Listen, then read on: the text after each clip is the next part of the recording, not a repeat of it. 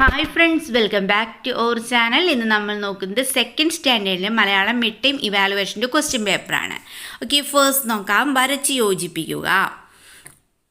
പാടും പീലി നിവർത്തിയാടുന്ന, മൂടികൂടും തുള്ളിക്കളിക്കുന്ന, കോരിത്തരിക്കുന്ന. Next opposite സൈഡിൽ നോക്കൂ.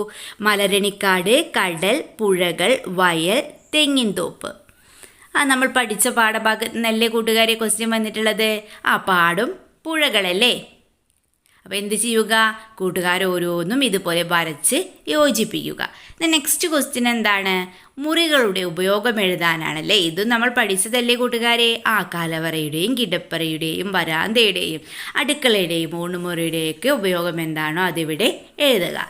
നെക്സ്റ്റ് ക്വസ്റ്റ്യൻ എന്താണ്? കിടപ്പുമുറിയുടെ ഉപയോഗത്തെക്കുറിച്ച് എഴുതാനാണല്ലേ.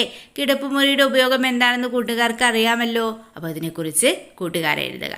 ഓക്കെ, ഇത് നെക്സ്റ്റ് ക്വസ്റ്റ്യൻ എന്താണ്? നന്ദനയും അഭിനന്ദും പട്ടണത്തിലും നഗരങ്ങളിലും കണ്ട കാഴ്ചകൾ താഴെ തരുന്നു.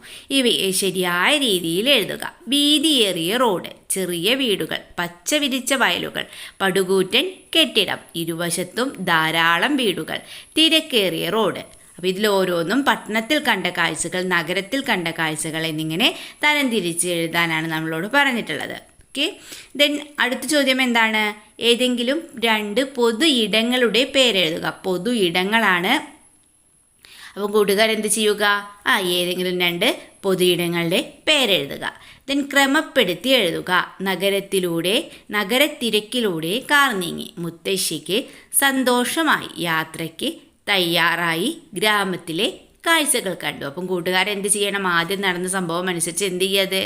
ക്രമപ്പെടുത്തി എഴുതുക. എളുപ്പമല്ലേ കൂട്ടുകാരെ? ഓക്കെ, അപ്പോൾ ഈ ക്വസ്റ്റ്യൻ പേപ്പറിൽ എല്ലാ ക്വസ്റ്റ്യൻസും നമ്മൾ ഡിസ്കസ് ചെയ്തിട്ടുണ്ട്. നിങ്ങൾക്ക് വീഡിയോ യൂസ്ഫുള്ളായി തോന്നുകയാണെങ്കിൽ തീർച്ചയായും ലൈക്ക് ചെയ്യുക, കമൻറ്റ് ചെയ്യുക. ഓക്കെ, നമുക്ക് മറ്റൊരു വീഡിയോയുമായി വീണ്ടും കണ്ടുമുട്ടാം. Okay, by.